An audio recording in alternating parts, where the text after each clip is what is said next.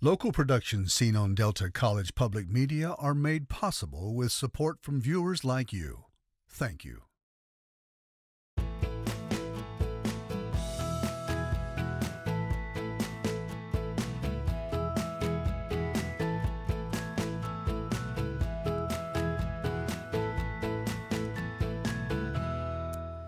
Oh, good evening, everyone. I'm Mike Redford, and this is the follow-up. Coming up on tonight's show, the prisoner swap between the U.S. and Russia, trading an American pro basketball player with a Russian arms dealer called the Merchant of Death, has a lot of us asking a lot of tough questions. Did the White House put politics over national security?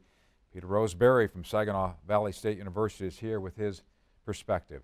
Peter and I will also take on the buzz over social media giants reportedly colluding with the government to censor all kinds of information to sway election results, among other things. Is it an affront to free speech, and what can be done about it?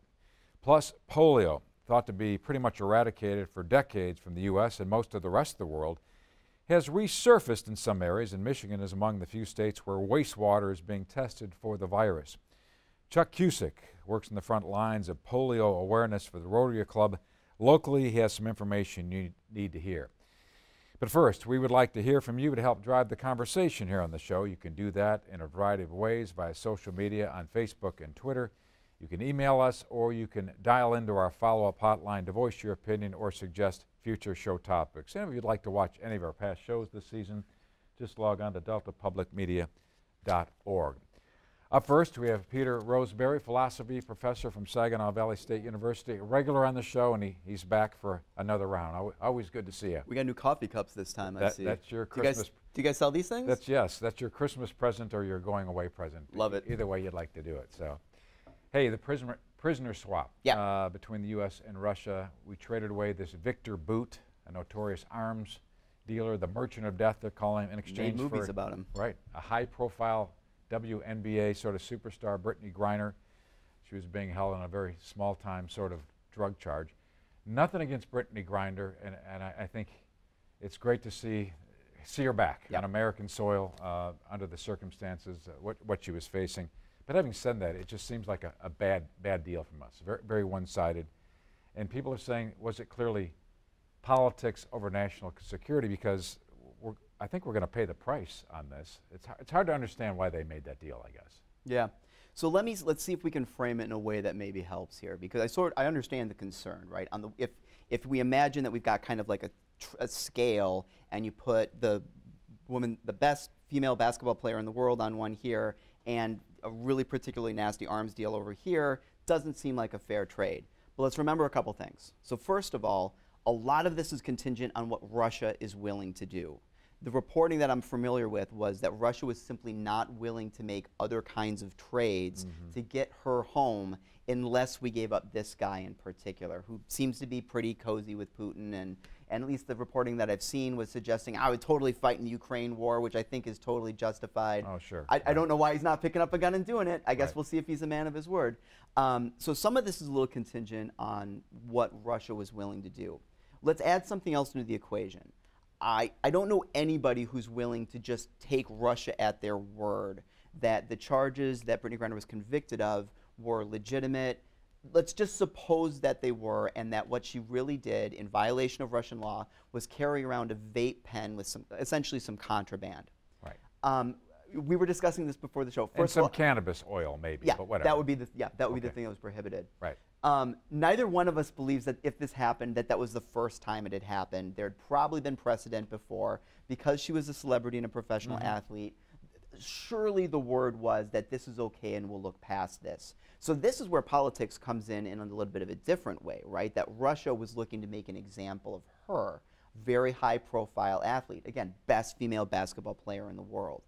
Even if she's guilty, that was such a comparatively small offense. And the punishment that they inflicted on her, and this is a Russian prison for crying out loud. Probably important to remember, too, that she's black, she's 6'10", she's very distinctive, she's openly gay. Russia is incredibly homophobic. Right. Her being in captivity there was not only a wildly unjust sentence, even if you think she was guilty of something, and put her life in serious danger. We don't know exactly what kind of condition she's in coming out of prison. I assume there's going to be some work to do. So let's add that to the scale as well. The wild injustice of her conviction and the harm and the damage that have already been done. Now, when we start adding those factors to the scale, if you think that an unjust punishment, and you know, this is where philosophy can help, right? A lot of us are retributivists. A lot of us think that punishments should fit the crime, that punishment should be a function of what a person deserves and nothing else, not social utility or some other kind of function. It looks like her sentence was so unjust that failing to do something to correct it is itself a serious injustice. Now, where I understand people are maybe getting really concerned is that we know there's other American prisoners in Russian custody. Well, Paul Whelan, the Michigan native who's been over there and trumped up espionage charges. That's the one they talk about, been there 4 years and could not get the attention, not 1/10 the attention in 4 years that she got in 9 months. Right? Apparently. I mean, for years, I know there's been some tweetings of the former president about this, but I think a lot of us learned more about that particular case in the last week than we learned in the last few years. Right. So here too, I don't know that any of us should take seriously the thought that a former Marine spending time in Russia was actually guilty of espionage. I'm not willing to simply concede that. So here's maybe one more thing to put on the equation, on that scale of justice, right? What if the effort to get Brittany Griner out winds up being the first edge of the wedge, and so that now Paul Whelan and his family are in a better position to make those kinds of negotiations, that he's now getting headlines. His brother has been very active on social media, and there's been some reporting, we'll see if this comes through, but there's been some reporting that is suggesting that we should be on the lookout for an announcement about forthcoming negotiations about his release. Right. Now, if that's the thing that triggers the release of another unjustly convicted American and brings him ultimately home, now the scales are starting to look a little bit less out of whack. Right. So I agree there's politics involved here, but I don't want to discount the fact that some of this is Russian politics. And you know, maybe we should have a conversation too about what the best female basketball player in the world was doing in Russia in the first place. Well, again, she's trying to make a living. You bet. She can make 3 times as much money playing internationally, including Russia, than she can in the WNBA. Than she could. Which is why she's there, and which brings up the point. So you do make a good point. If this is sort of a bridge, that the attention she got and this swap, maybe it opens the door for Paul Whelan, we hope, and that may be the case. So I guess the other thing people will talk about is, could this be precedent setting? So if there are any other high-profile athletes, actors, any kinds of celebrities that are thinking about going over to China, Russia, any other country where you've got a dictatorship, know that you might be a target. And since the U.S. has negotiated in this way a celebrity for a hardened criminal, you're a target on your back, and you better be careful because it could happen to other people. So I would be very reticent about being a high-profile individual in a country like China, in a country like Russia. I certainly would stay away from shoplifting. I don't think I'd be very careful of what I had in my vape pen. I'd certainly watch my back. Right. Enough about that for now. For more to come. So let's change the gears a little bit. There's so much news out there. We've got to pick a few things. So sort of, I guess you'd call this bombshell news this week on the social media front, most of it coming from Twitter and their new owner, Elon Musk, kind of cutting to the chase. There's findings that this social media giant, the government, mainstream media have been censoring all kinds of information and shutting out all kinds of sort of largely conservative folks that can't get their point across, impacting elections, hiding important health information at the height of the pandemic. What do you make of that? Our world is just run on social media. We're all on social media too. So are we just pawns in this whole thing? So let's talk about some of the particulars and then maybe some more general stuff, right? So some of the reporting about, so for example, there's, Elon was making a pretty big deal about publishing some sort of inter-Twitter communications between Twitter employees about what to do with the story regarding Hunter Biden and the laptop.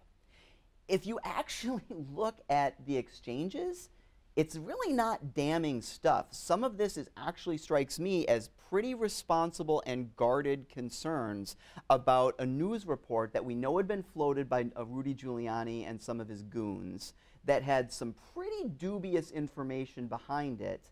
And after a number of years of what we know were false reports that were being circulated or rumors that were being amplified that had consequences, say, in 2016, the thought that people at Twitter might say, you know, maybe we should check and verify and slow down before we start publishing and allowing these stories to be reposted, that actually strikes me as pretty ethically responsible. I understand that there's some political conservatives who feel like they're being targeted and singled out here, but I think we got to be honest. Some of those guys that are getting singled out or censored, as you say, were the ones who were responsible for putting false information, for perpetuating false narratives out there. So if you're going to block the Twitter account of even a very high-profile politician because they have a history of making false claims and amplifying nonsense views, and by the way, Elon has been guilty of this recently as well. He's on a current campaign against Anthony Fauci, where he has been publishing some absolutely manifest false things about what Fauci's done, about his business dealings, and of course that gets amplified because it's Elon and he's so very public. We can find more examples of this. Oh, sure. So I don't want to accept the thought that conservatives in particular are being singled out here, except to say that some of those guys who are being singled out probably should be singled out because they do have this history of saying absolutely false things with absolutely no consequence from Twitter. Right. Well, we as users of social media in big numbers, and I'm talking Facebook, Instagram, TikTok, you name it. Yeah. We have to be careful what we're reading. We have to manage it, what we access. We have to know that everything on there, gosh, might not be true. Yeah. So we have to do a better job, I think, of just educating ourselves and getting smarter about that. And then speaking of TikTok, I think that's the ones maybe a little bit more worrisome, owned by a Chinese company, and they're doing some data mining. That's my, and all of us that do TikTok, getting into our personal information, our finances, they have an agenda here, and I think that's something we have to be careful and look at too. So. And in some ways, that's why like the TikToks of the world are maybe different from the Facebooks of the world. But anybody who is data mining and collecting not just your likes or the photos that you've got, which are public, but maybe some of those second level and third level kind of interactions that we're doing online. So what information can we glean from the fact that you have a history of going to like these particular websites and that you interact with these particular people? There's plenty of good social engineers out there who can sort of build up informational profiles about you that might be useful to the wrong people. It's not, I don't think, the concern I don't think is that TikTok now has all your photos and you're going to post something embarrassing and now we've got compromise on you. That can't be the concern. It can be, however, that they have such good ways of data tracking that that information could be used in hostile and aggressive ways. So now if Facebook and Instagram and other social media companies are doing the exact same thing, it wasn't that long ago that we were talking about Facebook selling our metadata, which again wasn't embarrassing photos, but it was information about who you were talking to, when you were talking to them, and the associated kind of secondary and tertiary level interactions that were incredibly interesting and useful to the wrong people. If other social media companies are doing that, we've got to be careful about that too. TikTok is, of course, especially hostile because we know they have that partnership with China. Sure. That seems absolutely clear. But there's absolutely no reason why somebody else couldn't be selling that data and not tell us about it. We know it's happened. Why couldn't it happen again? It's just happening so fast. There's new platforms coming every day, and we as users of that just got to think twice before we put something out there. But it's how I know I'm getting old. That's right. There's now social platforms that I know nothing about, and that's a sign of my impending age. That and the gray hair. That's two of us, Bill. We'll leave it at that. Thanks for coming in. Appreciate it. Up next, how concerned should we be that polio, once considered eradicated in the U.S., is resurfacing in some parts of the country, and why wastewater is being tested right here in Michigan. But first, we would like to hear from you to help drive the discussion here on the show. Join the conversation. View past episodes of The Follow-Up or watch our Follow-Up After Show by visiting our website at deltapublicmedia.org/thefollowup, or get us on the Delta College Public Media app. Or hit me up on social media via Facebook or Twitter at WDCQ The Follow-Up. Let us know what's on your mind and how we're doing. And that's not all. Drop us an email at thefollowup@delta.edu. Or you can record a comment or question on the follow-up hotline. That's 1-877-430-8989. So join the conversation at the follow-up. We really want to hear from you. Well, welcome back. Polio, a virus once considered eradicated for decades in the U.S., is resurfacing in some parts of our country. And Michigan is just one of a handful of states where wastewater is being tested for the virus.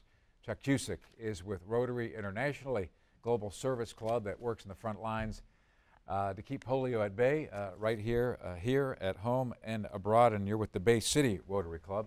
I'm with the Frankenmuth Club, so we have a lot in common there. We do. Yes, we do. So your official title, really, let's get that out of the way. You're sort of the Rotary District Chair for Polio Plus Committee, kind of out of Bay City, and you're kind of a one-man committee, right? That's correct. Okay. One man. So before we get into sort of the news, sort of the breaking news on the sort of new cases, let's start with this. How did you get involved in this polio fight to begin with? Well, Rotary's been involved for many years. I got involved after my wife, she's a nurse, and she went to the country of Niger, one of the poorest countries in the world, and gave the polio drops to young children. That was in 2003. She came back and said, Chuck, you've got to do this. So in 2004, I went with her to Africa, Egypt, and then in 2007, I went to Nigeria. Really life-changing. And I came back from that, and then I was invited to join the committee.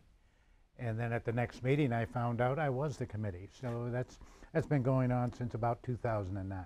Well, you do a great, great job advocating for this, providing an awareness. I've seen you speak. You do an excellent job. So let's talk about Rotary. Huge organization. I think it's one of the largest, if not the largest, service club in the world.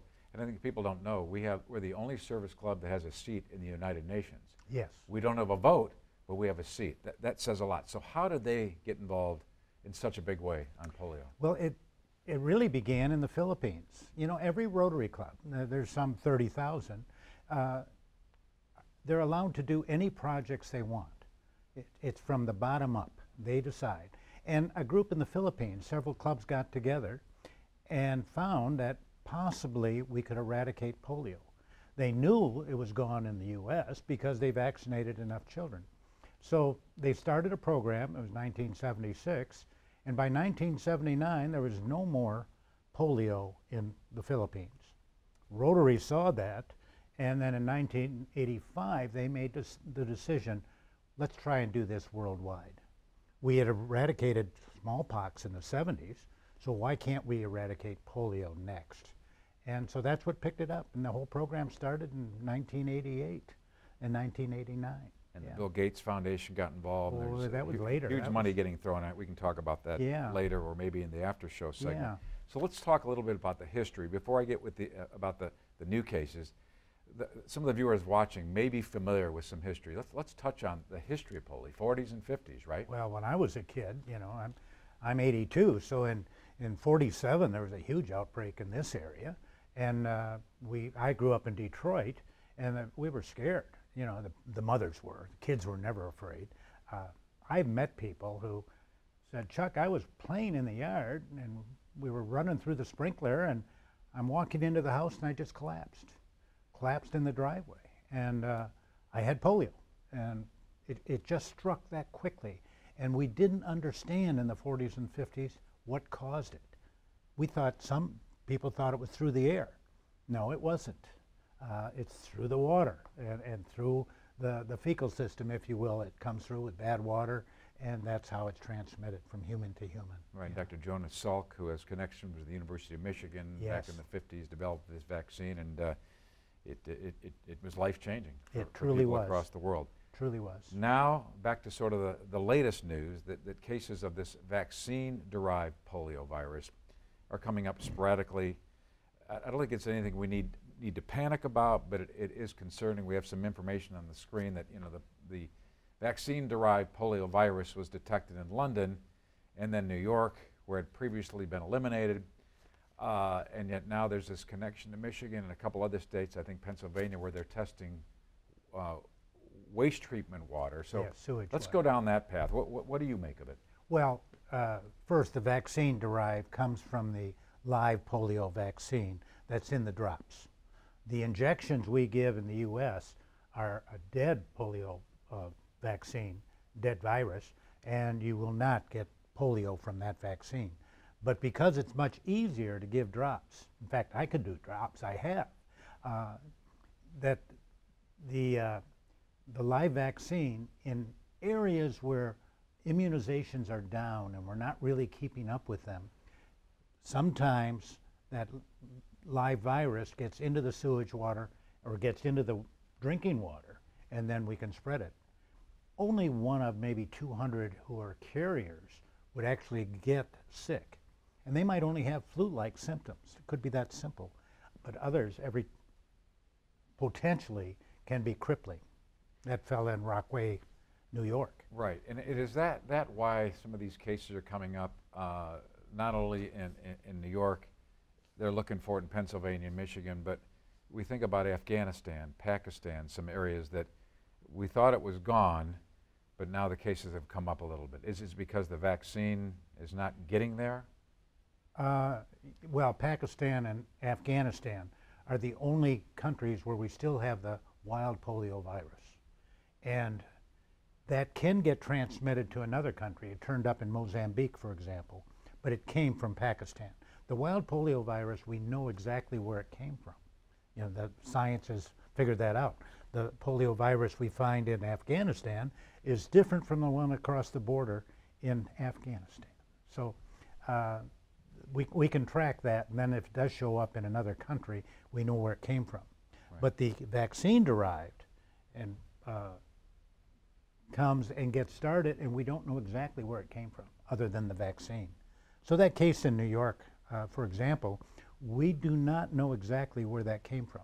Was it somebody from Africa? Was it somebody from possibly the Ukraine? Other places where maybe this has turned up, yeah. And I know the CDC here locally is looking at that, investigating it, exploring it. Obviously the World Health Organization, I think, is all over it. So whatever's happening, I think they're ahead of it. I found it interesting when you spoke to our Rotary Club a month or so ago that the World Health Organization, working with Rotary, trying to get the vaccines to around the world. You mentioned like Afghanistan, with the Taliban is in charge. You would think they would have had a wall to block that, and yet somehow, some way, they said no, you can come in and do that. Surprising, I think. Well, they changed their mind. Yeah. When they took over the country, they said we're worried about our kids. Before that, they wouldn't allow us into their different areas that were under their control because we were Westerners. And in truth, though, Mike, it's not Westerners who are going into the homes and doing this. These are local people, local health workers that we help train, and then they go in. You know, and by the way, they get paid about $7 a day for that job, which is pretty good. Sure. Yeah. For them over there. But they're the ones who are going house to house. They're the ones who are knocking on the doors. Those are mothers to mothers in most cases. Yeah. So the key here, and I think this kind of came out a lot during COVID when the vaccinations started coming out. There's this sort of this anti-vax movement, and I think you're here to sort of advocate that when it comes to polio, we need to get vaccinated because we're seeing a trend. I think we have a graphic here in regards to the fact that more and more kids, about a third of Michigan toddlers, are not up to date on the primary childhood vaccine series, including immunizations for polio, measles, whooping cough, tetanus, hepatitis, pneumonia. That's got to be concerning for you. Well, it certainly is. Yeah. You know, polio, there's no cure for polio. No cure at all. I mean, it might run its course, and you might come out a little bit weaker, but you might still live a good life. But all you need is a vaccine, and you're not going to get polio. What could be simpler? You could have it in you, right? You could be a carrier. You could be a carrier. You won't get it. And that's what we found in New York, and that's why the big concern is here with Michigan. When they found this one individual last June, I think it was, he actually had the disease. But when they started testing around, they found samples in the wastewater in 5 different counties, and including New York City. So as a result, they said, this has been going on for quite a while. It might have been a long time before that it came into the country, before this gentleman got it. And there's the connection between Oakland County and New York, the Rockaway County. the connection was in 2019 there was a measles outbreak, and both of those areas transmitted it back and forth to each other. So there's some sort of a connection between the two, and that's the group in Pennsylvania also. Well, if you recall, when COVID started coming out, Michigan was a hot spot because we were an international hub, lots of folks coming from abroad, which created a situation here in Michigan. It moved faster here than anywhere else. So maybe a similar kind of case here. Tell me about post-polio syndrome for a moment, because some people that get it back in the 40s and 50s, they're sort of, it's coming back, right, a little bit? The best I can understand. I happened to speak to a group several years ago down in Detroit, and there must have been 200 people there. And most of them were seniors, and most of them had post-polio syndrome. And I don't think they know exactly what caused it, but my theory is when you have muscles getting weaker because of the disease, as you're young, you can compensate for them by building up your muscles around it to be that much stronger. But as we age, we start losing our muscle. You know, you haven't noticed that yet, but you will, I promise. But you'd be surprised. And so if you're already at half strength, right, by the time you're older, I might have only dropped a quarter, but you dropped another half. So it's very much a muscular thing, I believe. Got it. That's the primary, yeah. So if people are looking for more information on what we're talking about, polio vaccines, polio awareness, these recent outbreaks, where should they go? Well, Rotary has a website, rotary.org, and they have a place where you could go in to look at polio. The big one is polioeradication.org. Okay. That is worldwide, and it will give you an up-to-date on where, in the past week, all the sampling they did, what countries, there might be 20, 30 listed, where they have this circulating vaccine-derived virus, where that is showing, and where it's showing in the wastewater, and where it's actually live. Right. Well, good information. You've got your work cut out for you. We have more awareness, and you've got to get vaccinated. That's the bottom line. That's the bottom line, Mike. Thanks for coming in, Chuck. Appreciate it. Good to see you. Thank you so much. And that's our show for tonight, but be sure to join us again next Tuesday night for the follow-up. Matt Phelan from the Great Lakes Bay Regional Alliance will join us with an economic update. What are some of the biggest issues facing our business community as we head into the new year? Thanks for joining us tonight. We'll see you next week. Have a great night.